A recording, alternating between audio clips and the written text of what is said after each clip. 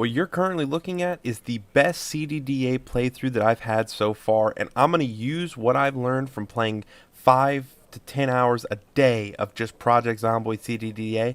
I'm going to teach you everything I know about CDDA and every step that I take. I'm going to show you the paths that I take to try to make the best out of each situation, the stuff I'm looking for, and I'm going to walk you through all of it. We're going to start at the beginning, so I'm going to cut over to where we're actually going to be making our character, showing you the best and the worst of what you want to pick for your character. Let's do it.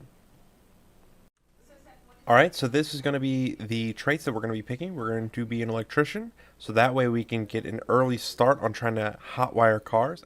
And these will be the rest of our traits. This will be our character. I just pressed random a bunch, and then I named him. So we're going to be Calypso Ridgecaster. Let's get started.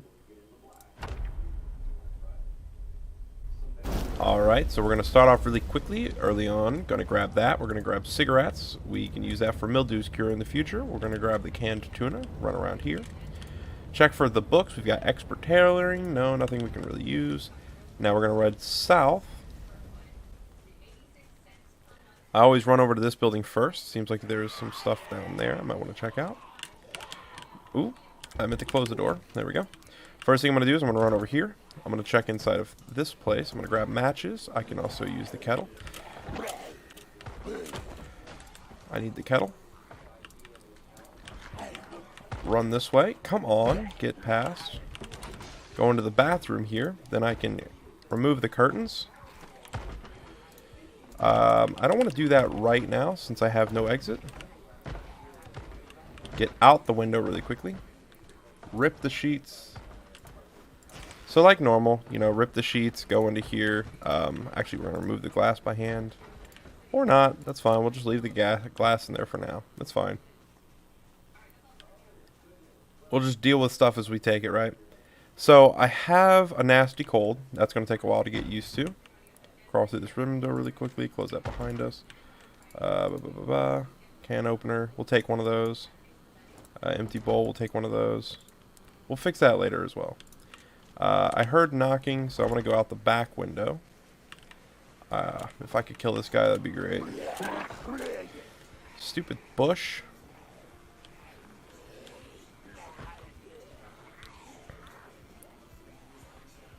Come on, baby. Ooh, come on, get in here. Lug wrench. I mean, that's good for replacing wheels, but that's not really helpful for us right now. Go inside this building next. Our job is to get food more than anything else. Food, food, food, food, food. Cooking pot, that's good. That'll help out a lot. Food.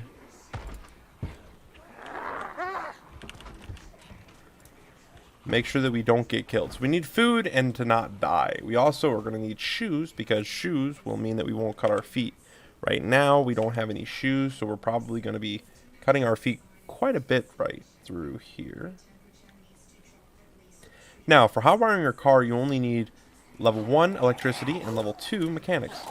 I already have level 3 electricity and level 1 mechanics. Sneakers. Grab the sneakers. Put the sneakers on.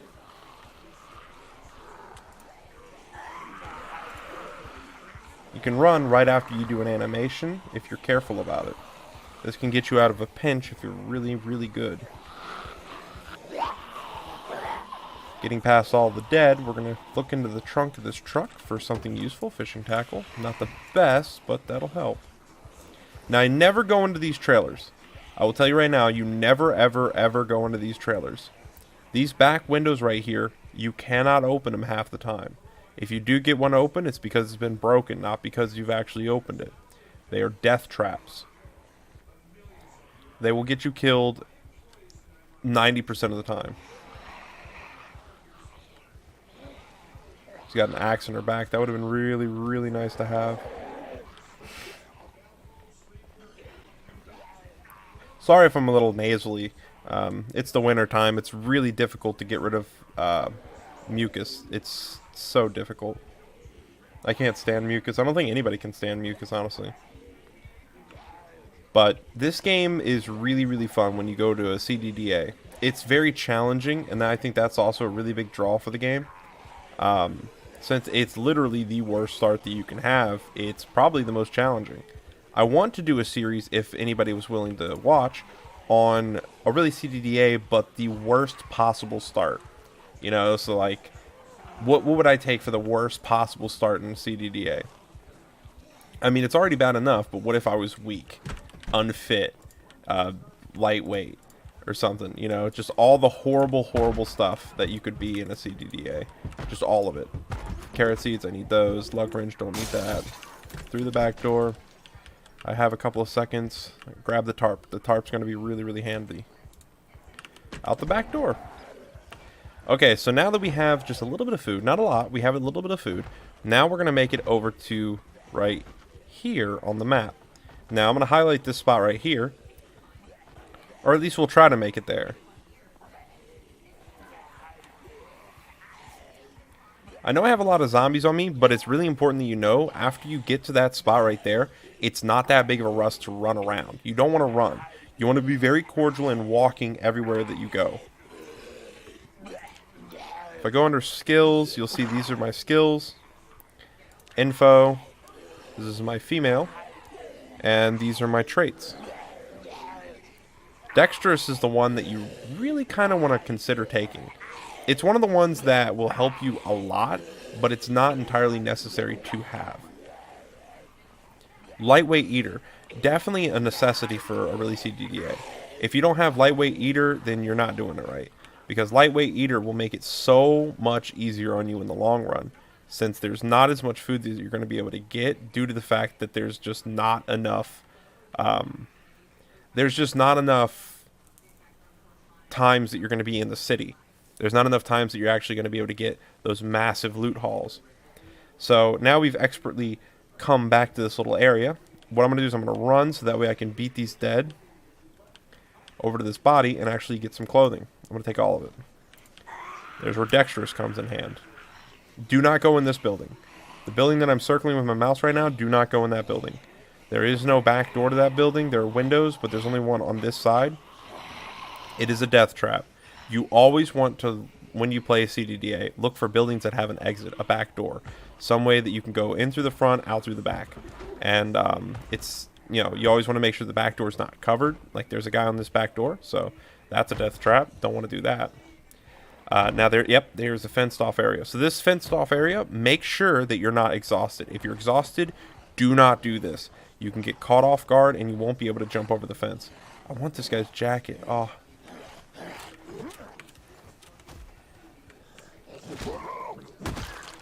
Grab his leather jacket, grab his pants, grab his socks, grab his shirt. Push. What do you have for me? Long socks, baggy jeans, t-shirt, sneakers. So, I've got moderate exhaustion. So if I go over this, I'm going to be trapped. You do not want to go over that then. I'm strong, which is good. One of the good character traits that you can take. What I'm going to be doing now is I'm going to be going to a shack. So to get rid of the sniffles, what you want to do is you want to head down to the train yard, like I highlighted on the map earlier. I'll bring it up again right here. Because at the train yard, if you're too exhausted, what you can do is you can dip in through one door and then dip out the back door. Even if there are zombies inside, you can use the doors to keep them from following you. And you can see right now, I'm not quick enough to get away from the dead. If I run, I might be quick enough, but I'll get exhausted very, very quickly. Especially since I'm hypothermic, it's going to be very difficult for me to actually keep distance. What I can do, however, is I can wear that whenever I get a chance, and that will take the edge off.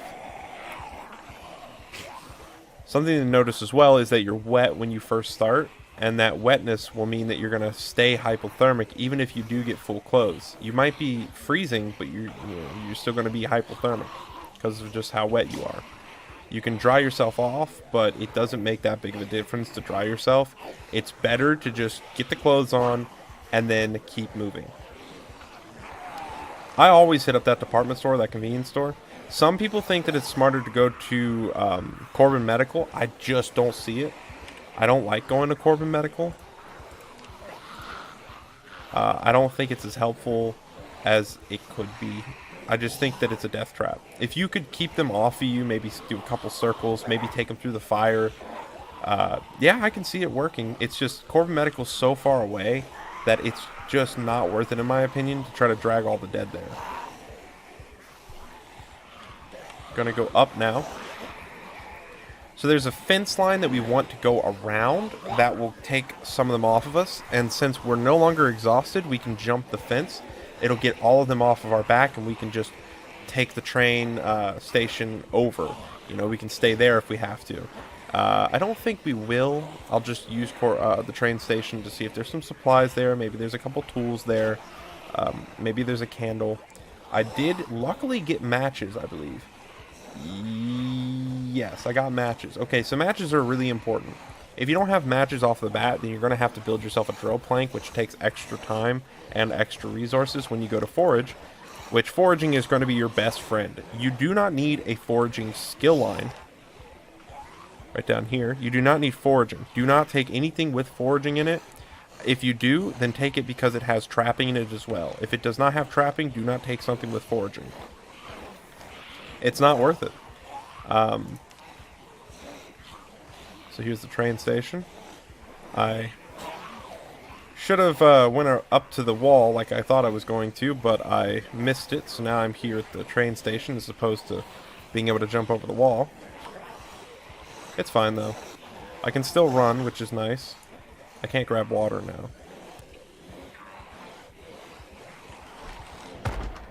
That's fine. They'll bust it down here in a second. Nothing in there I can use. I don't see any dead inside. I'm going to go out the back door and then I'm going to head around. They're still going to hear me because I'm coughing and sneezing, but I should be able to outrun them at that point.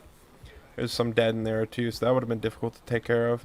When you don't have any weapons off the bat, it's still okay to take fights. It's just not in your best interest since it will exhaust you, and it doesn't really give you anything on the plus side of taking care of those dead.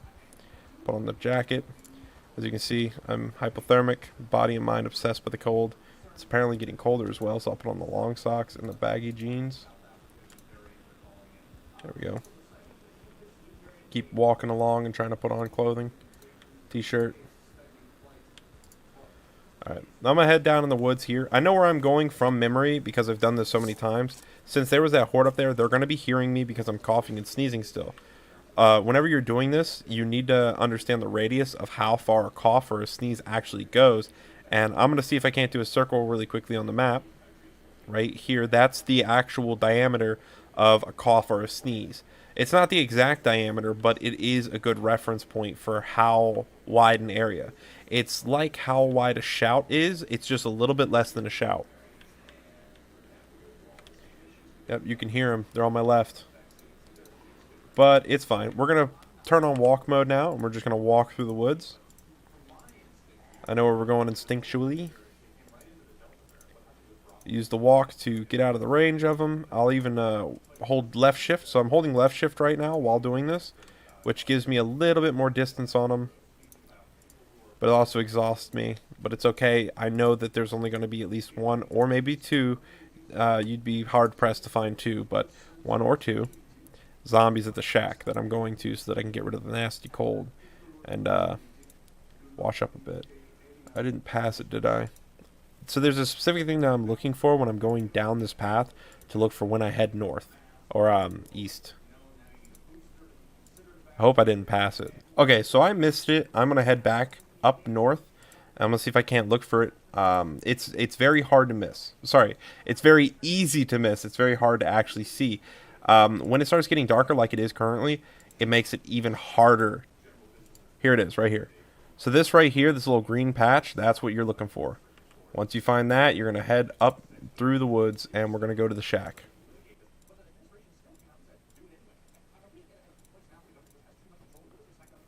There it is.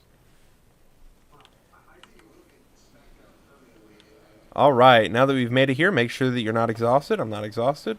I've got hypothermia, but I'm not exhausted. And quick open. There's only one. Take care of him. Bye-bye. Okay. So he had a lumberjack shirt. That's really, really good.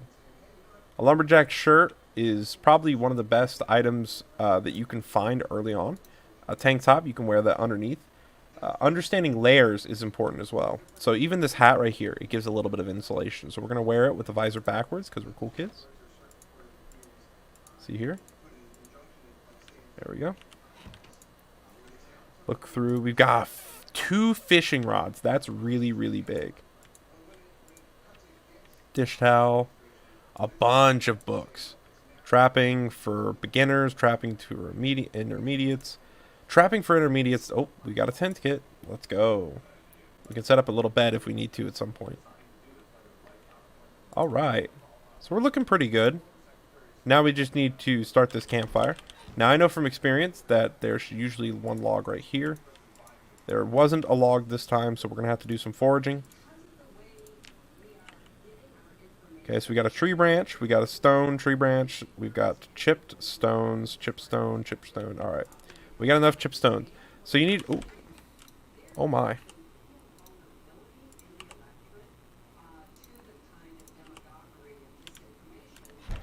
I still had the glass shard in my leg. I forgot. Oh my god, I almost died. That was almost really, really bad. I'm going to rip up every single bit of clothing that I have in my inventory now that I'm not going to be using. And I'm going to drop these long denim shorts outside. Now I'm going to go inside of here. So after I ripped up the clothing, what I can do is I can right click on the chipped stone and I can make 1 knife. It is not too important to make a knife. You mostly want to make stone axes. Okay, so as long as you can make 2 stone axes, then you're good. The first stone axe is to get the tree halfway, and the second stone axe is to bring it home. Luckily here I didn't have to. So I can actually grab more than that. So I'm going to go for this tree as well.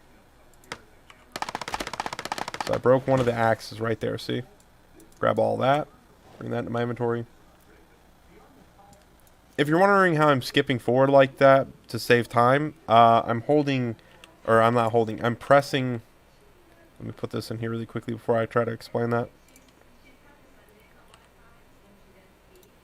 Light the fire with twigs. Alright, there we go. So what I'm doing is I'm pressing F4. That speeds up time by the first section right here, double.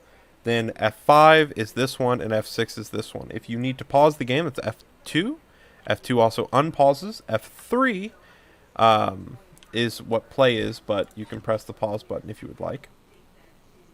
Grab the rest of these logs and put them into the fire.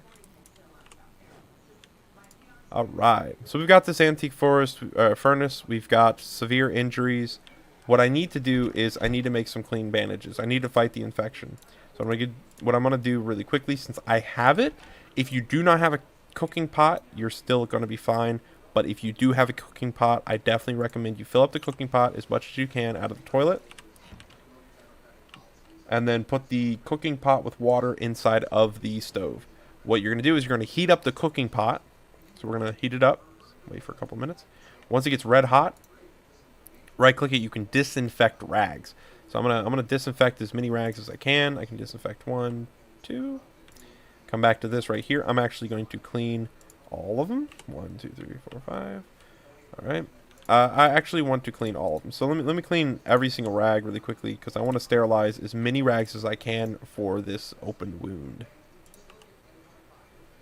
Now, I didn't find a needle, which is sad. If you do find a needle, then you can actually sew this wound. Since I didn't find a needle, I'm actually just going to patch it up with a sterilized rag. I'm going to drop some of this weight on the ground really quickly.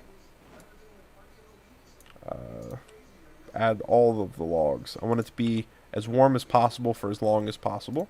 Add fuel. We're going to add more tree branches and all the twigs and everything. Just going to add all of it. So we've got a cold. We are ridiculously tired. Excessive exertion. Hungry. Severe injuries. All of that will be patched up here in a minute. I'll place that on my left ring finger. So you've got these little salt packets and stuff. What we do want to do right now, since we have the chance, is since we're just hungry, I'm going to take the canned chili. I'm going to eat all of the canned chili. That'll get rid of the hunger. Then I'm going to go to sleep. Hopefully this will get rid of our cold. Since we have the nice warmth, we're going to get rid of the tiredness. We're going to get rid of the exertion. Yes, we're getting rid of the cold. So once certain conditions are met, you'll start to actually get rid of the cold. You need to be warm for a very long period of time. If you even get a little bit cold during that period of time, you will actually get the cold back again. So you want to get rid of the cold for as long as you possibly can. Take the cooking pot with water. I'm actually going to fill up the kettle with water. So something to note is the kettle can actually boil water as well. So if you don't find a cooking pot, then you want to grab yourself a kettle. Because say it's raining outside, I can actually throw a couple bowls outside, get some water in it, throw that water into the kettle, and then cook the kettle to disinfect the water. Now that we've done that, right, so we've gotten warm, we've gotten rid of the cold, our next step is to actually go try to acquire more food. Food is extremely important. How are we going to go and try to acquire more food? Well, we need to go hit up certain areas. First area what we're going to hit up is we're going to go all the way north. Actually, I'm going to grab these fishing poles really quickly. Now, if you watched my noobs tutorial on how to play a Project Zomboid or a really CDDA and to succeed, then you might recognize the fact that I didn't grab a bag. Bags are important in CDDA because you need to carry a lot, and I mean a lot. I have carrot seeds and I have a broken stone axe. Since I have the carrot seeds, this is extremely, extremely, extremely important. I cannot emphasize how important this is. I'm just going to head south, like so. I need to get back to the train tracks first so that I can show you guys the reference point. It's very important, like I said, extremely, extremely important that we actually go to where we're going to set up our house. Now, you can set up your house at a bunch of different locations. This is a really good location here on this map, right here. And this is also a really, really good location. If you guys wanted to live here, I definitely recommend you check out these two areas. Maybe scout them out, right? Go into a CDDA playthrough, not to try to survive, but just to scout out the area to see whether or not you'd like to build there. The reason we're going to be building in this area is because there's a couple different areas that we can hit up. First of all, this area. Okay, and then there's this area right here. There are a lot of cars that'll pile up right into the entrance of the town. If we gather them all up, all the zombies, and we do a big burn, then we'll actually have the chance to get rid of the majority of the dead at this location. Oh, we got a dead guy here. Take care of him. Oh, they got a hoodie. That's a lucky find. Hoodie, we'll wear it with the hood down. Pants, tank top.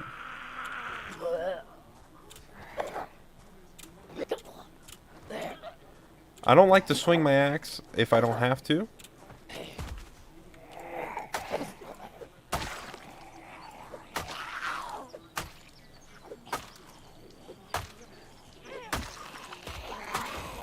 Alright, now that I've gotten rid of the majority of them, I'm going to actually start pushing to try to actually hit her with my foot. There we go. Take care of all of them, and then see if we don't have any rewards for doing that. Alright, we got a jacket. Another jacket, tank top. What we have on is currently better than what that girl had. So we can go head north here, or we can head south. What we're going to be doing is we're going to be heading south from these train tracks.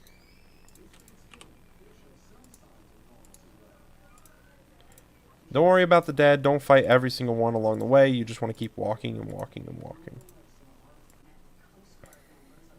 Alright, now once you reach the end of that road, you're going to come to this point right here, a little intersection. We're actually going to head north.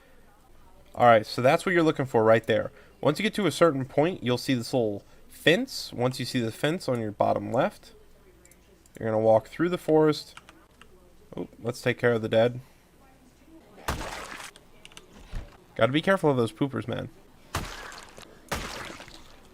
Jeans, shirt, shoes, round neck sweater. That's a good one. What does that replace? That replaces our hoodie. Alright, we want to keep the hoodie. The hoodie is probably a lot better than the sweater. Pretty sure. Yep, the hoodie's better than the sweater. So we're going to take the hoodie instead. Okay, so heading to this trailer, once we go through the door, there's a bunch of cabinets, which is going to be a lot of help to us. First, we got some matches here. That's really good. We've got this radio. I'm actually going to take the radio. I'm going to place it on the ground and see if it has the emergency broadcast frequency on it, which will help us quite a bit. Ah, nails in both. That's good. So it takes 5 nails to make a trap. We can't make one since we don't have the knowledge yet. We don't have the knowledge at all. Place down the radio. And we're going to go to device options. Automated broadcast frequency. Let's go. Okay. Turn it on. Turn the volume all the way down. Edit preset. Save.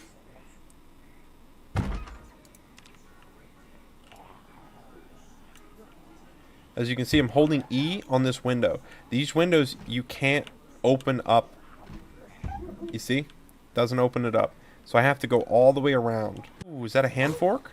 If that's a hand fork, that's going to be big. Hand fork. All right. We are looking really, really good. So a hand fork will actually allow us to dig holes or dig furrows. And that means we won't have to use our hands. That's even better for what we want to do, which is going and actually making a farm down at where we're actually going to be staying. Okay, so we've got a fairly heavy load. We've pretty much searched this entire area. We didn't find any food, which is disappointing, but it's not the end of the world. So what is really, really good is when you get that, when you get the hand fork, that means we can dig for worms. Worms can tide us over for a little bit. It can't tide us over forever, though. Reason worms are actually a lot better for us than it would be normally is that we got a fishing rod. 2 fishing rods to be exact. 2 fishing rods means that we get to fish for fish at the lake house. And yes, it is the winter, so we're not going to catch as many fish as you would normally catch during the summer, but we're still going to catch some fish. It might take all day, it might take 2 days. Heck, you might not even catch any fish, but there is still a chance that you could catch some fish. We're actually going to go straight to the woods here. We're going to head south from the train tracks. Alright, so once you make it to this road, you should just have to head a little bit up here, east. Keep heading east until you find this little brown path. This little brown path that heads into the woods. This little brown path will lead you to the lake house. I'll actually show you a very specific path that you want to follow, or it's very easy to get lost in these woods specifically. So you want to go to the very bottom of this brown path. So, oops, keep going down. I'm going to walk from here so that you guys don't see it too sped up. So you go down from the brown path, just keep going down. You'll see a lot of the brown path here. It'll cut over to the side here.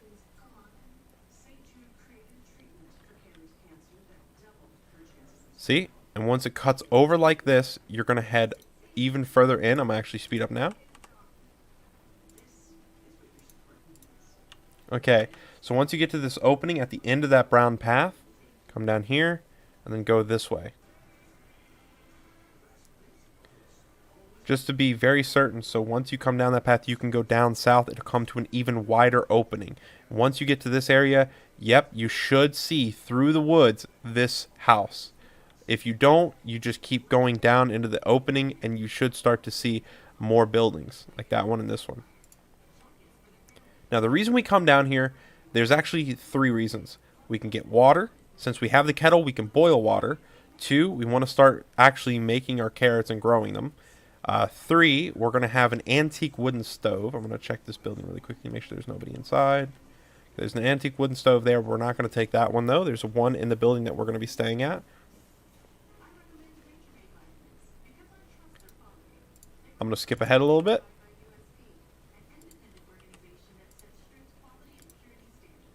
So this is the church. It's right on the left of the lake on the map. Or actually, it should be on the, like, here. This is the lake. This is our baby. This is what's going to carry us through the winter. This is what's going to keep us alive for a very good period of time. This is the house. This house is extremely important because this house has the antique wooden stove. It's right next to the lake. And we can put furrows out front so that we can actually grow our crops. Alright guys, if you liked the video, just comment down below. I'll see you in the next one. Peace.